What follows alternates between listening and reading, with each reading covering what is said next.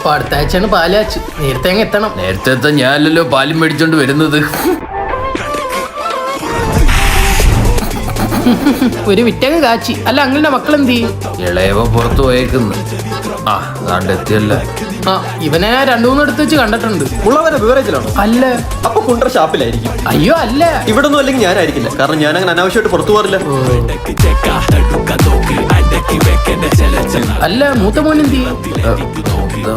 സോനു ദേ നിന്റെ കളിപ്പാട്ടോ ഏതോ അങ്കിൾ എടുത്തോണ്ട് പോവാൻ പോന്നിട്ടാ.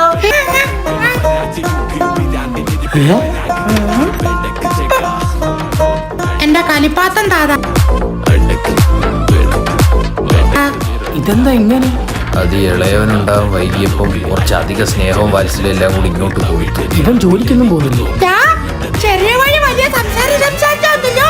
ഞാനിച്ചാ താങ്കം പറ്റേ 4 മാസം ചൂണ്ട